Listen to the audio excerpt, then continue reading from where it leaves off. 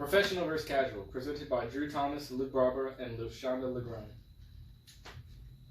In this study, we explored whether or not clothing and posture affected the way professors perceive their students. In addition, whether or not these things affect the interactions that professors have with their students. If these things affect the way professors perceive their students, this can be an issue. This can lead to unfair treatment of students and that students that are perceived as unkempt or sloppy.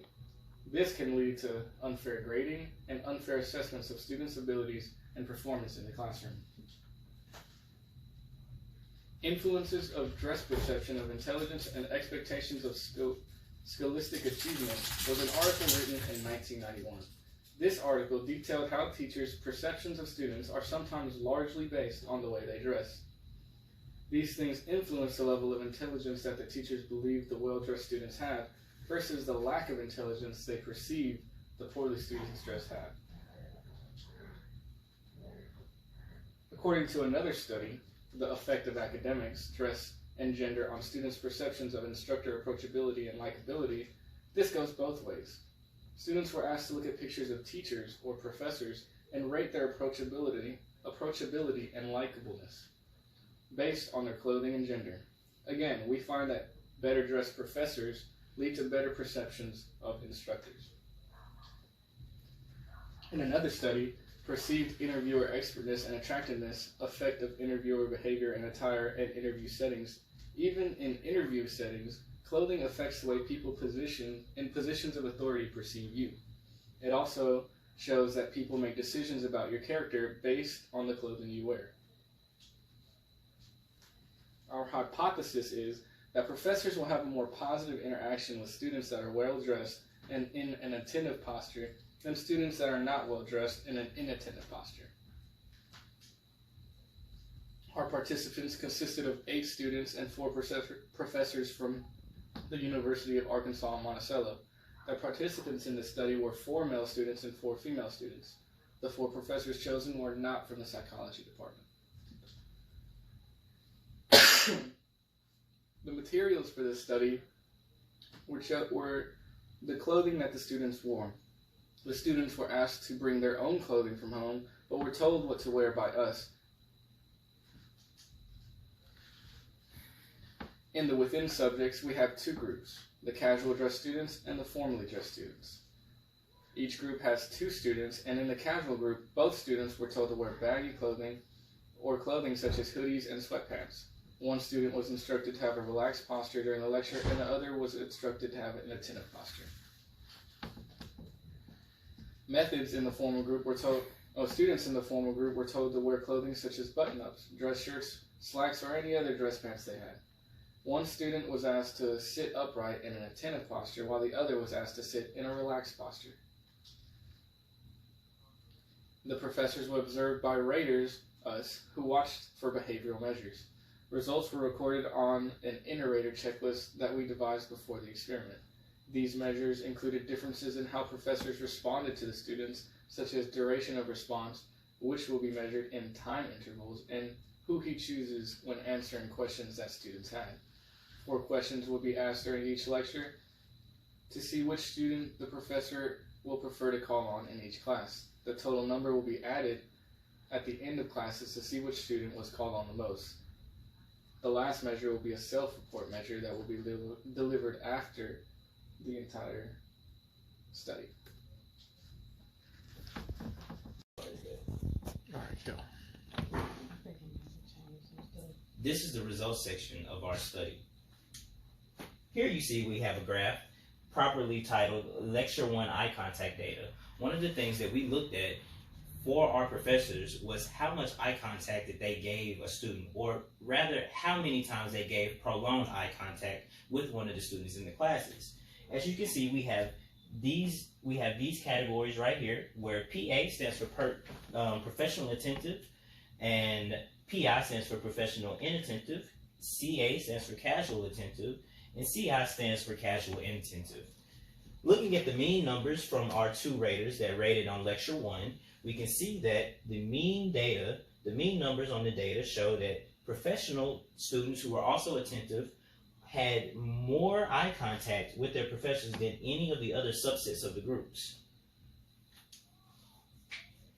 This is also carried over into our next section, in which we have our Lecture 1 question data. This is where we refer to where the students raise their hands to get chosen by the professor to see which one the professor preferred to choose to answer their question first.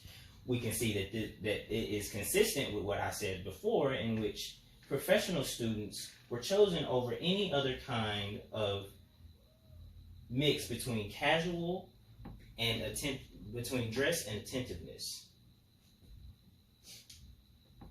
In Lecture 2, we do have a bit different data, in which we have some outliers because we did have small participation numbers.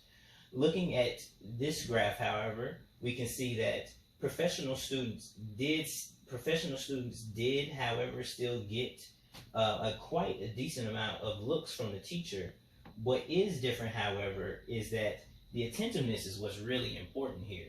The attentive posture was given more looks than the inattentive postures.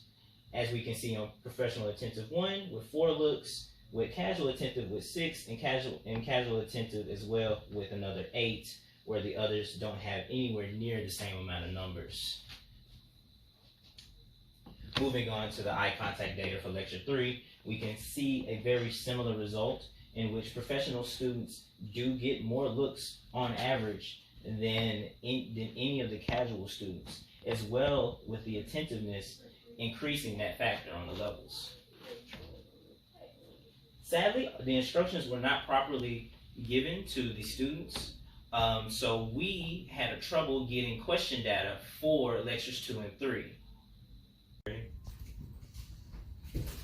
Looking at the data from Lecture 4, there's not a lot of data that still concludes towards what we were looking for, but what we can still take is that from this lecture, that the professional attentive student 2 was the most chosen out of all of the different combinations of dress and posture.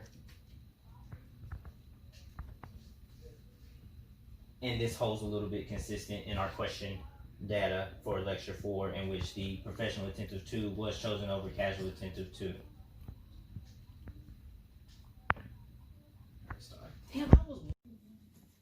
Now we enter the discussion portion of our research. Our hypothesis that professors have more positive interactions with students who are well-dressed and in an attentive posture than students who are not well-dressed in an inattentive posture. Well, we could not statistically test that. The data collected was insufficient due to the small number of participants in the experiment, so we couldn't conduct statistical analysis of the data. However, through qualitative analysis, the data shown supports the hypothesis.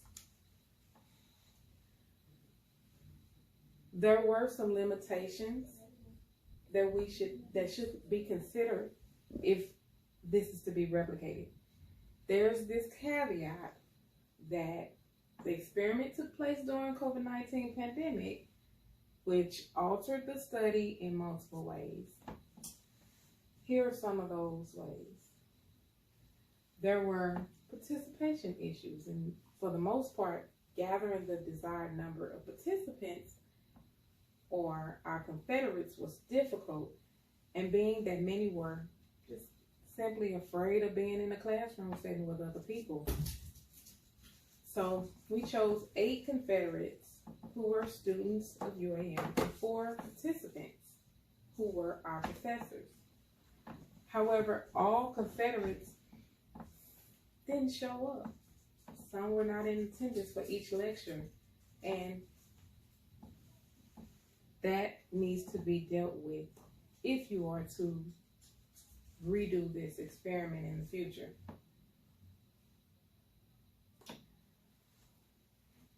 We also had some difficulty in training our confederates. We didn't have enough time, we didn't give ourselves enough time to teach the script to the confederates. And that's imperative because their part is necessary in order for than to elicit the option of choice to the instructors. We didn't spend enough time teaching them, and that resulted in untimed hand coordination between the Confederate partners. So also some limitations were found in our reliability. Another imperative aspect of this experiment is fine-tuning inter-rater reliability. Of the 4 lectures, there were 2 instances where we did not have all raters present. And that was due to an untimely circumstance. One of our raters was temporarily unavailable to participate. As for internal validity, the experiment faced events that lessen our internal validity as well as external validity. Also missing information, such as students who were no-show Confederates in lectures 1 to 3. This may have presented biased sample data. To account for attrition, the extra trained Confederates could have leveled the scores. Another display of loss of internal validity is when a professor stated that she knew 2 of the student Confederates. If they had previous interactions with the instructors beforehand, they were supposed to let us know. But that didn't happen. That information wasn't disclosed to us. This factor confounded the outcome. The professor, while lecturing, joked that she purposely picked the 2 of the Confederates last because she already knew them. So that eliminated the opportunity of choice to the instructor in order to produce accurate data. A situational obstacle that could affect outcome as far as external validity is location. Having control of how the space is used is so important. We had instances where the classroom, just because we changed classrooms, we just couldn't maneuver the way we wanted to maneuver. So picking a location and setting it up the way that you want it set up could help control for some of the external validity. So and I must add again, COVID-19, there was that factor that Confederates, that we couldn't use the space that we had without limiting the number of students, because they all had to be 6 feet apart and 6 feet or more from the instructor. That presented another challenge. So now we're going to talk about strengths of the experiment. There were some strengths. We did select the sample randomly, and that helped us to get a representative sample of the population to keep from obtaining skewed data from similar groups that may form. Hiding the true intent of the experiment from participants was also a plus for us. That provided an unbiased view from the teacher and created a natural environment to the one they generally teach in. Another strength, we operationalized the constructs, the professional dress, the casual dress, the posture, being inattentive or attentive. Those were strengths. Those strengthened validity of the data and ensured that the experiment could be replicated using the same criterion. Overall, the concepts were expressed. However, the execution was not performed well. So going forward, the replication of this experiment should be closely prepared and soundly implemented. In conclusion, the experiment supports the hypothesis and the research gathered as well, according to Fay Lane, who states that perceptions of students are sometimes based on the way they dress. This practice can create bias against students who are not well dressed. Can this also affect how the professors grade us, the students? If these things truly affect the professor's perception of students, this experiment can shed light on the subject and hopefully correct behavior that can negatively impact a student's performance in the classroom.